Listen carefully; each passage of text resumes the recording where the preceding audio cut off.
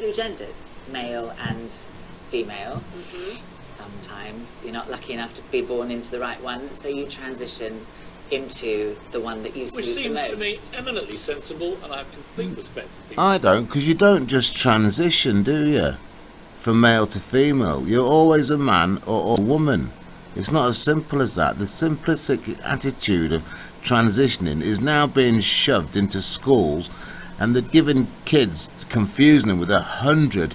It was confusing enough going up through puberty and all that lot, just with 2, wasn't it? You know, as a young lad, wondering, working out the opposite this and working out yourselves as you're going through puberty, this, that and the other. Yeah? And for years this country's been saying, oh, it's dead hard for the young uns today, they've got to work this out, work that out and all that lot. Years ago we've been saying that. And then all of a sudden we decide as a country to throw 100 blinking genders on our kids as identities. 100. Yeah? Can you remember how confusing it was and stuff like that? Well, it wasn't overly confusing, but it's delicate enough, innit, going through life. Fair enough if the trans wants to be a trans person when they get to 16, if you ask me. But to shove it in your schools, right, and then have the NHS supplying hormones to underage kids and all that lot, ready to go on a death slide, suicide slide of 60%, right? That is child abuse. They are normalising child abuse through gender and everything, everybody. But the sad thing is, this country, it seems to be rolling in it and don't give a shite. Yeah, like I say, over 16, get up, whatever, it's up to you. You make your decisions in life. Growing up was difficult enough, but for a couple of people who find it difficult, in the trans world, let's say, or the gay world or whatever, they are now putting on 100 genders onto everyone else.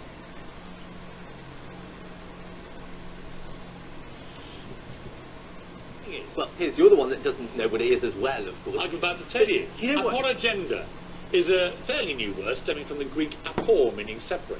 Aporogender is an umbrella term meaning a gender separate from male, female, and anything in between, while still having a very strong and specific gendered feeling.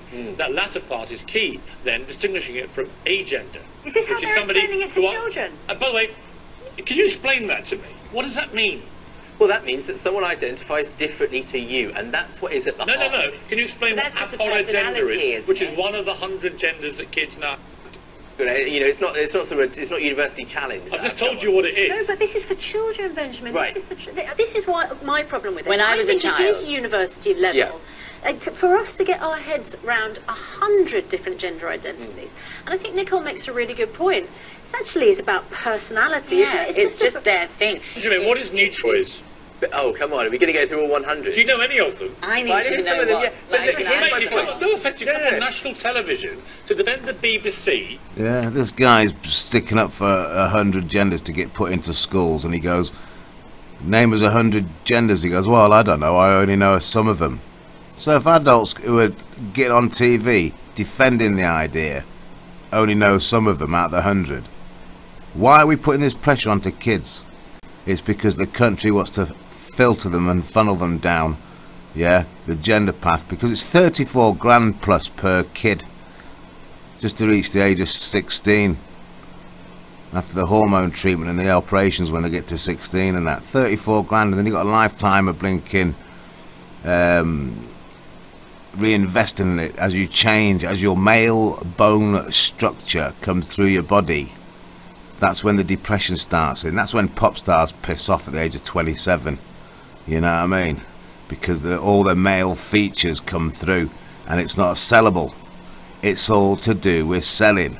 This country now is allowing to have your souls and body, yeah, cut up for cash. We've become a systematic child abusing country, and a few other countries are doing it as well. Places like Brazil, China, they're all doing it. Yeah, and it comes across as our media's trying to get everybody to skip down the line of it's great.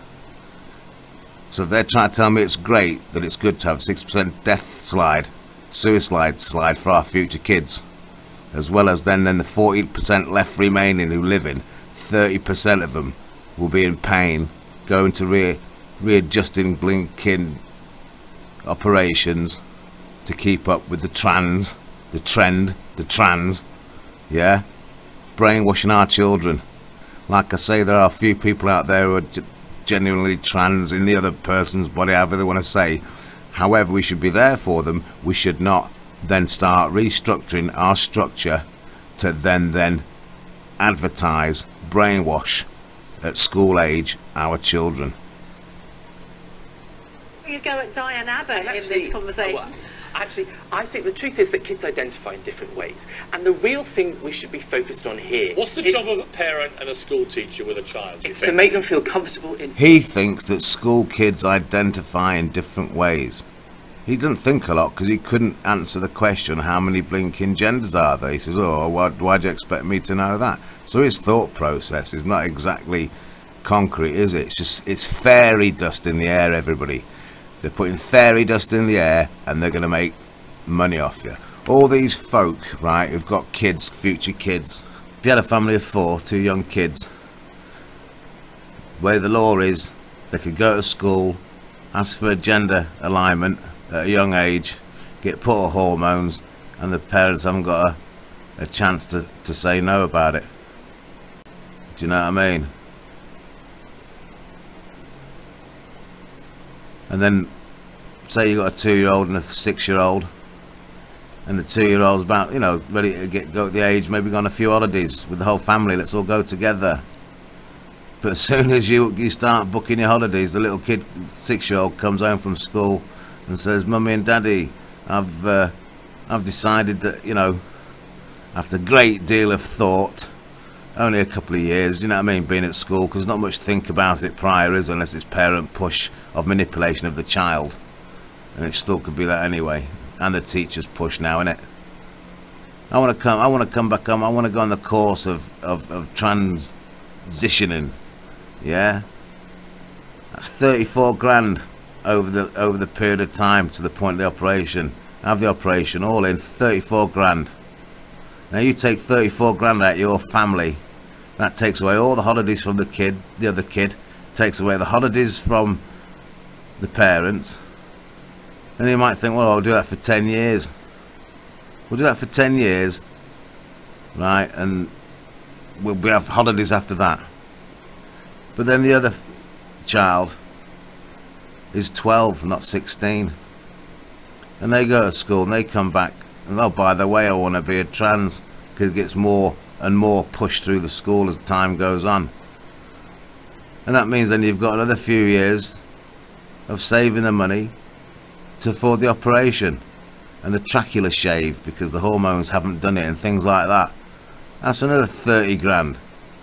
So they're just going to take all your money, yeah. The biggest form of cash, yeah, is to manipulate the emotions and love of your children.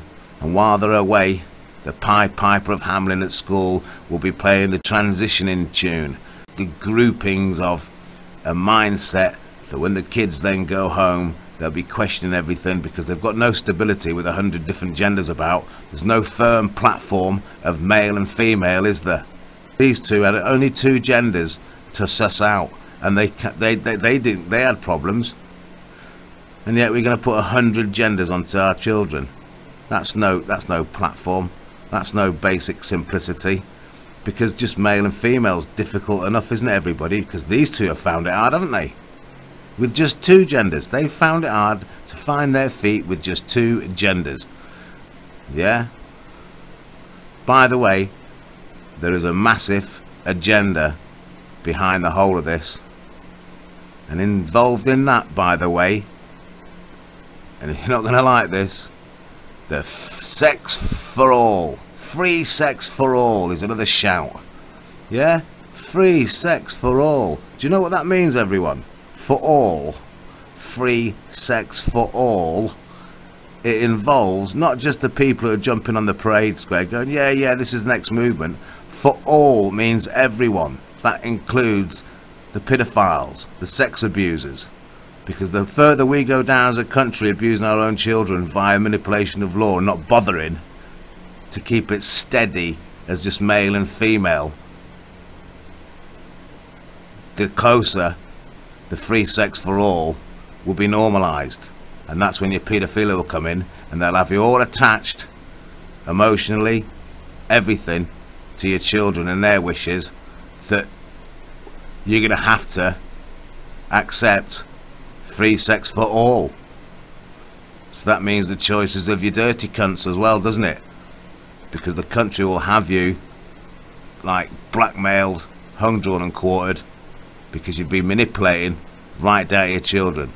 Yeah, you get all these paedophiles get let out early, don't you, after abusing kids and stuff like that, out of prisons, and everybody goes, oh, it's disgusting, it's disgusting. They don't give a shit, the law, on that one, and the system bunging it out with the agenda, let's say. You know why? Because nobody really give a shit with all the abuse that put them in there in the first place. The media, the country's closed off the marches against paedophilia in Rotherham and Telford and places like that, never got any airing or anything. Nobody complained about that. You didn't get Sheffield, that's next to Rotherham, saying, hold on a minute, London media, why aren't you listening to Rotherham? Yeah? And if they try and close Sheffield down, why didn't another city, Manchester, turn up and say, hold on a minute, media, why aren't you listening to Rotherham and Sheffield about this child abuse? Likewise in Telford, nobody listened to in Telford. Yeah? Shropshire, Stafford, why didn't you shout out for Telford? Nobody's shouted out for anybody about the mass child abuse that's gone on. So when they let these people out early, the normalisation is we don't give a shit about them when they get locked up, because it's over, innit? It's old news straight away. Yeah? As soon as the shame's gone by, great, get on with life, life goes on type of bollocks. Yeah? They've brainwashed us all into acceptance, and if you're not careful, yeah, and I think we're not careful, you're going to have the normalisation of paedophilia. It might not be written into law, but it'll be another big, nice, big, blinkered thing Great Britain can sweep under the carpet of fucking shit. Disgusting, anti-God shit.